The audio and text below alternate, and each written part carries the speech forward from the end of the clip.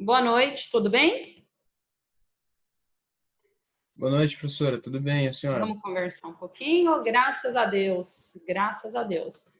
Vamos lá, gente? Quero conversar com vocês aqui. Graças a Deus, estamos bem e, principalmente, mudamos, aleluia, a matéria. Que eu já não aguentava mais, não sei vocês, falar de procedimento. Com base nisso, então, nós vamos mudar a nossa matéria e hoje nós vamos falar sobre prova. Gente, é bem legal, a matéria prova trata-se de matéria no processo penal apaixonante. É uma matéria super interessante e digo mais, é uma matéria, veja, fácil de ser estudada. Por que, Natália? Por que é fácil? Porque, querendo ou não, acredito eu que vocês já tiveram aí uma ideia sobre prova, especificamente no que tange ao processo civil. Óbvio, o processo penal tem algumas distinções, mas vocês já conseguem aí dar conta do recado, certo? Vamos lembrar o seguinte: o que nós temos no processo penal? No processo penal, nós temos uma denúncia, uma exordial acusatória, que pode ser uma denúncia ou uma queixa-crime. Esta exordial acusatória, a gente sabe, em regra, a denúncia, ela impõe os fatos narrados com todas as suas circunstâncias. E é sobre esses fatos que as provas devem se concentrar. Tudo bem? Tudo bem? Então, nós temos a pretensão acusatória no processo penal, a pretensão de acusar. O veículo da pretensão acusatória, da pretensão de acusar, é a denúncia. E aí está. A denúncia vai narrar os fatos com todas as suas circunstâncias. É sobre esses fatos processualmente imputados, que deverá recair as provas, certo? Tanto que saibam, e eu repito, óbvio que no processo nós temos aquela obrigação de guardar coerência entre a denúncia e a sentença. Há que se ter o princípio da correlação entre denúncia e sentença. Obrigatório. Obrigatório. Porquanto, saibam, pretensão acusatória, fatos são narrados com todas as suas circunstâncias, chamado fatos processuais, e sobre esses fatos processuais é que recai a atividade probatória, certo? As provas devem provar o quê? A denúncia. Os fatos narrados na denúncia, os fatos narrados na queixa-crime. Lembrando vocês que entre a exordial acusatória e a sentença há que se guardar uma verdadeira correlação. Não se pode condenar além dos fatos narrados da denúncia e também, por vezes, aquém dos fatos narrados na denúncia. Há que se ter a correlação, há que se ter a congruência.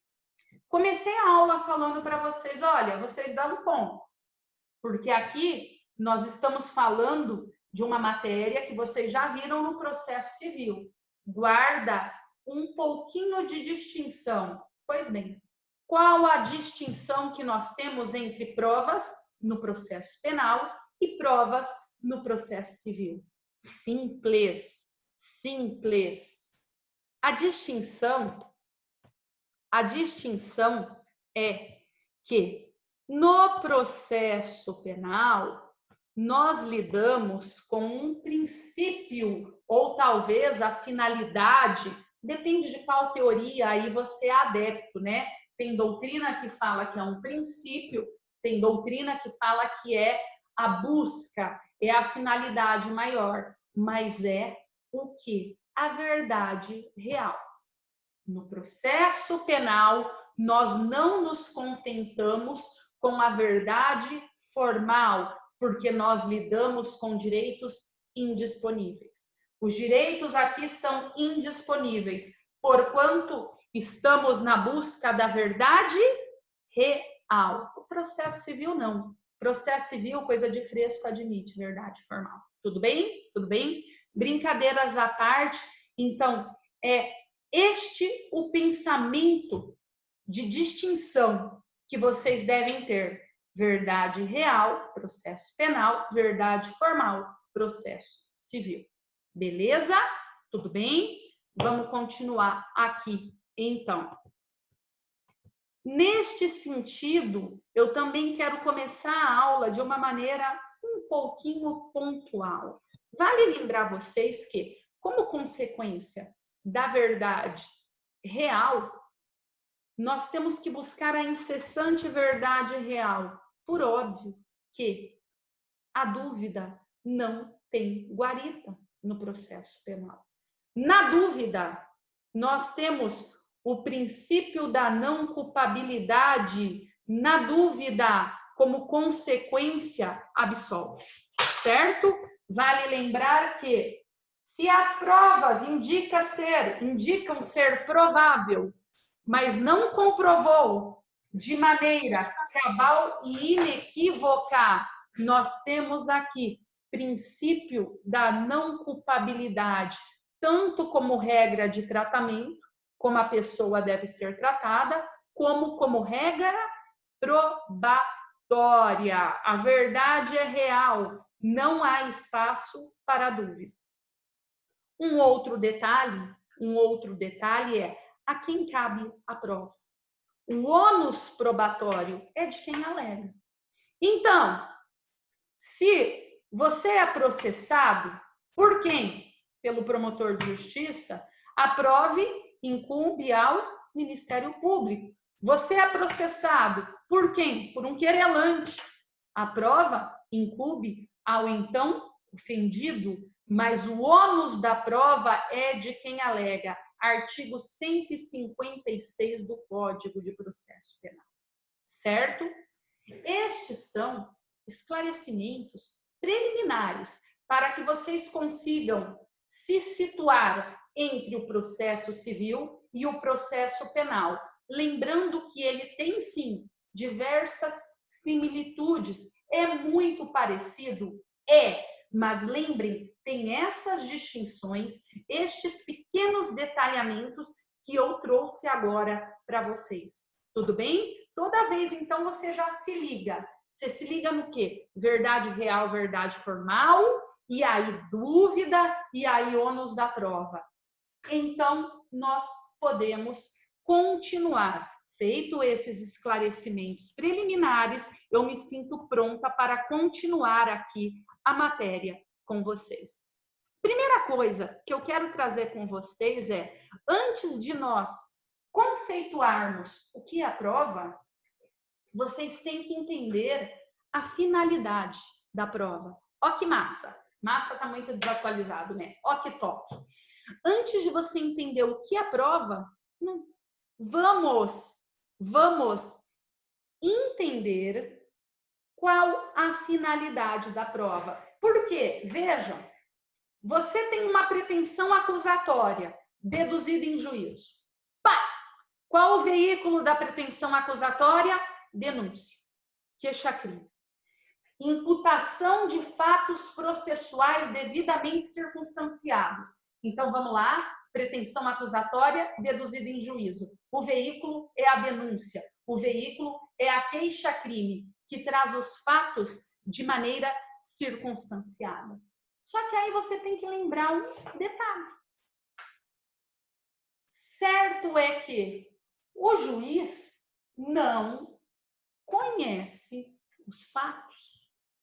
O juiz, ele vai ter que julgar pretensão acusatória deduzida em juízo em rumo a uma sentença. A sentença pode ser condenatória, como também pode ser absolutória. Gente, vocês estão me ouvindo? Ninguém conversou. Eu estou. Estão me ouvindo? Sim, senhora. Eu estou Sim. falando algo que vocês estão entendendo, me desculpe, mas é que está todo mundo mudo. Tranquilo? Sim, senhora, tranquilo. Podemos ir para frente? Bora. Espera aí, vou desligar o ar. Todo mundo junto comigo, vamos continuar? Então tá bom, Vamos. vou meter o pau aqui, vamos lá. Agora, gente, o que eu quero falar com vocês? Então, nesta toada, partindo deste pressuposto, é o que nós precisamos conversar. Pretensão acusatória deduzida em juízo rumo a uma sentença. Essa pretensão, ela tem como transporte a denúncia. Ela é lastreada, corresponde a uma denúncia a qual traz os fatos circunstanciados. Mas eu pergunto, o juiz conhece dos fatos? Não. O juiz, saibam, no sentido efetivo da palavra, o juiz é ignorante em relação aos fatos. Como deve ser? Ele deve ser ignorante. Ele não tem conhecimento dos fatos.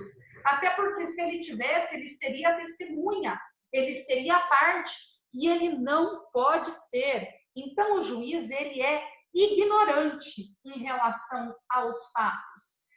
Deles tendo conhecimento por meio das provas produzidas nos autos. Tudo bem? O juiz é ignorante em relação aos fatos, tendo conhecimento por meio das provas produzidas nos autos. Portanto, eu posso afirmar que a finalidade da prova é recognitiva. Por quê? Porque é uma reconstrução de um fato passado em que o juiz não teve conhecimento prévio. Tudo bem? É a reconstrução de um fato passado desconhecido para o julgador. Então, qual a finalidade da prova? Levar ao juiz a reconstrução de um fato passado, o qual lhe é desconhecido. Como o juiz vai fazer essa recognição? Porque ele não conhece, ele não sabe em relação aos fatos, ignorante o é, por meio das provas, certo? Recognição é o ato de reconstrução, recognição. Assim, por meio deste processo de reconstrução dos fatos, processo de reconstrução dos fatos, nós vamos formar a convicção do juiz quanto à materialidade e à autoria. Quanto à materialidade e à autoria. Fato desconhecido para o julgador. Ele tem que ter uma reconstrução, uma recognição. Como é feito isto? Simples. Pela convicção do juiz. Prova. Prova. É para isso que serve a prova. Aqui, gente, eu peguei no site do STF um resuminho de Flávio Cardoso. A gente tem que fazer alusão à fonte. Um resuminho de Flávio Cardoso. Para quem quiser, está no site do STF. Ele deu uma aula na TV Justiça. Se você quiser maiores detalhes, se socorre lá. Mas eu gostei. Resumido, vocês nunca mais vão errar. Vamos lá? Prova. É todo elemento que se procura mostrar a existência e a veracidade de um fato. É o elemento produzido nos autos que se procura mostrar a existência e a veracidade de um fato.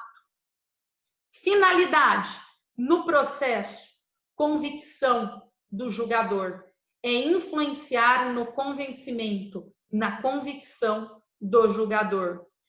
Qual o objeto da prova? Qual o objeto da prova? São os fatos, principais ou secundários, que exijam comprovação. Como assim? Ora, pode ser que a prova recaia, que a prova tenha como objeto fato principal, fato narrado na denúncia, mas nada impede que a prova recaia num fato acessório. Exemplo, um álibi. Como assim? Eu sou acusada de, em 20 de dezembro de 2020, no futuro, vamos lá, ter matado um aluno na frente da FAP. Detalhe. Vamos imaginar que estamos em 2021 e eu tenho que fazer minha defesa. Mas, como eu fiz minha defesa? Porque dia 20 de dezembro de 2020, já estamos em 2021, eu, Natália, estarei tomando um voo de férias para fora. Tchau, fora do Brasil. Ou seja, eu não estou falando do fato principal, mas toda a minha apreciação sai com um fato acessório, o qual é possível comprovar o fato principal. Tudo bem? Então, vamos lá. Prova é o elemento pelo qual você quer demonstrar a existência e a veracidade de um fato. Qual a finalidade da prova? Convicção. Influenciar na convicção do julgador. Afinal, o juiz é ignorante em relação àqueles fatos. O fato lhe é desconhecido. E ainda, cuidado, o objeto da prova, como regra, é sim o fato probante, o fato principal. Mas lembrem, pode recair sobre um fato secundário. Vamos continuar. Quem é o destinatário da prova? Quem é o destinatário da prova? Gente, aqui há quem diga doutrina tradicional, comigo. Doutrina tradicional, comigo. A doutrina tradicional fala: o destinatário da prova é o juiz. Afinal, a ele nós temos que influenciar. O destinatário da prova é o juiz. Afinal, a ele nós temos que influenciar. É a convicção dele, ao final, o que nos importa, o que nos interessa. Tudo bem. Esta é a corrente tradicional. Corrente moderna divide em destinatário imediato ou direto, juiz. Imediato ou direto, juiz. Imediato, indireto ou secundário, partes. Como assim, Natália? Simples. Indiretamente, todas as partes são destinatárias da prova. Secundariamente, todas as partes são destinatárias da prova. Por quê? Porque, olhem, a prova pode te fazer, sim, aceitar a decisão do juiz e ilidir ou minimizar até mesmo o risco de uma vingança privada. Pois bem, sim, toda vez, olha que legal, eu sei que isso é uma viagem louca, mas olhem, toda vez que nós falamos em prova, sim, imediatamente, de maneira principal, de maneira primária, é o juiz. Afinal, a convicção dele influenciar no seu julgamento é o que nos interessa. Ok? Perfeito. Só que, de maneira secundária, imediata ou indireta, todas as partes são sim destinatárias da prova. Afinal, vejam.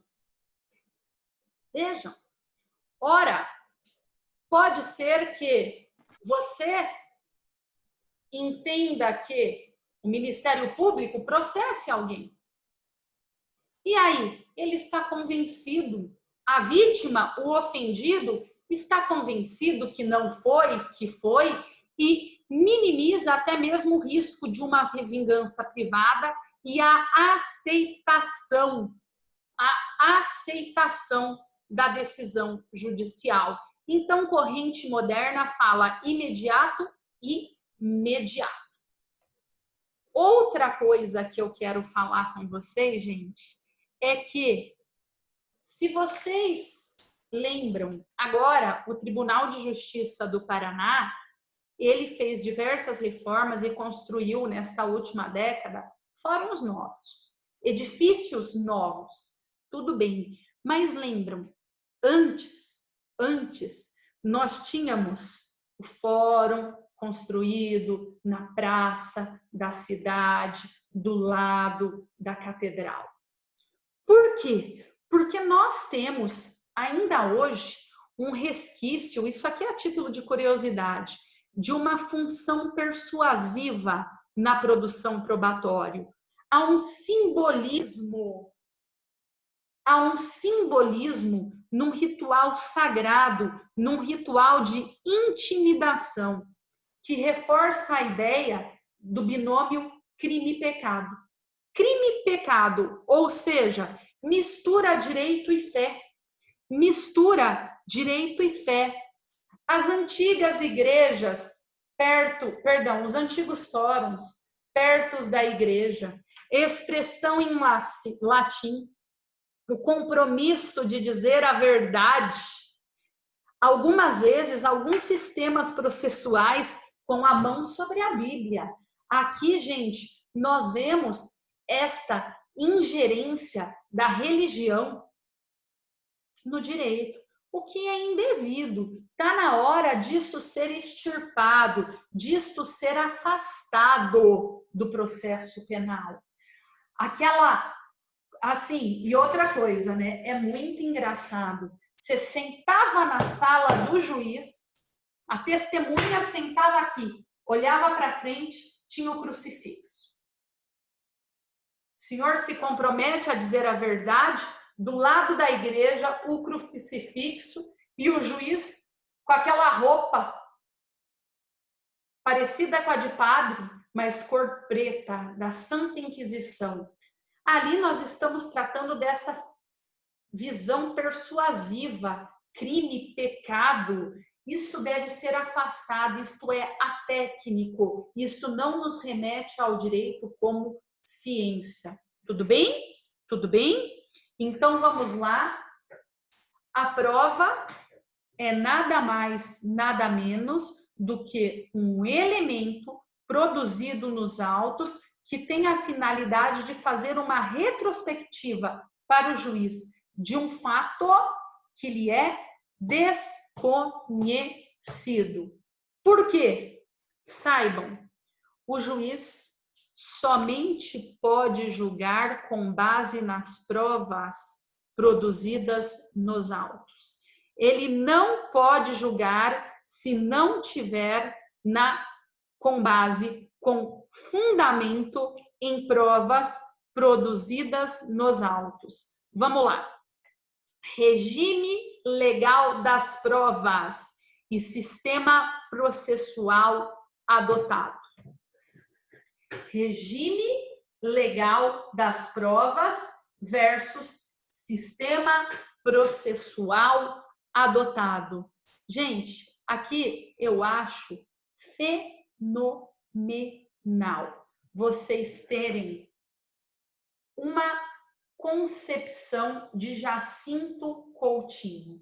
Regime legal das provas versus sistema processual adotado. Vamos lá? Eu quero que vocês saibam que nós temos um sistema processual adotado no Brasil, qual seja sistema acusatório. O juiz deve manter uma posição imparcial, mas efetiva. Ele deve manter uma posição imparcial, mas efetiva. certo? Ele se posiciona nas provas ali como um espectador, ou seja, ele não produz prova, ele é mero espectador, enquanto acusação e defesa produzem provas. Olha que legal, o juiz é imparcial. O juiz não tem ingerência probatória. Por quê? Porque ele tem que ser equidistante, ele tem que ser distante, imparcial, ao passo que na arena do jogo, na arena do processo, as partes produzem as provas e o juiz é um espectador. Esta é a teoria da regra dos jogos, que faz alusão ao processo penal moderno. O juiz é árbitro. Árbitro não pode fazer gol, certo?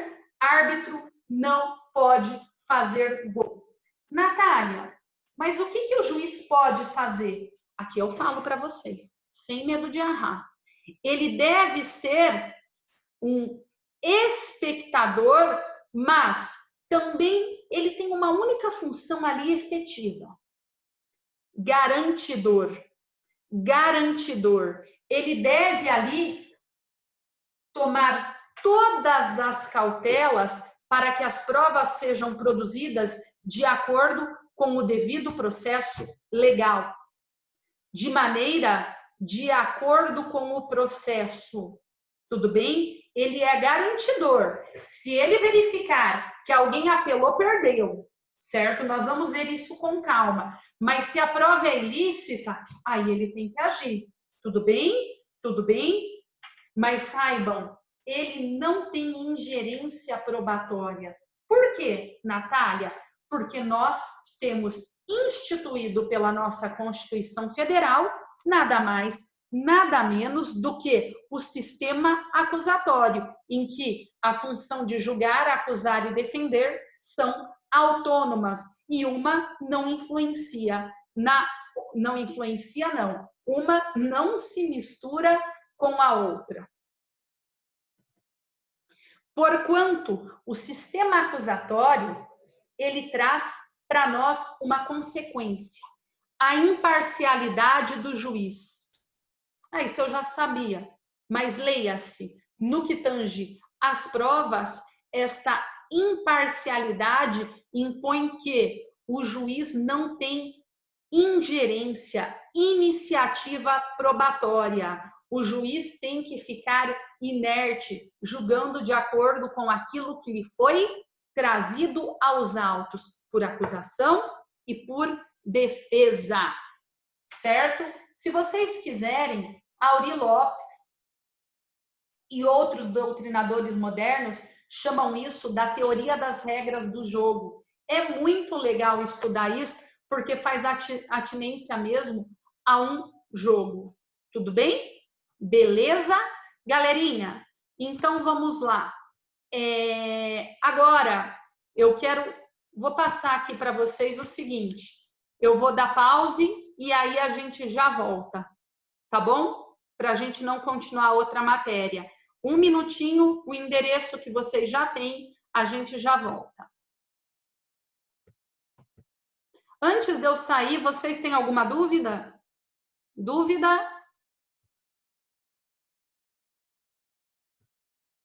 Não?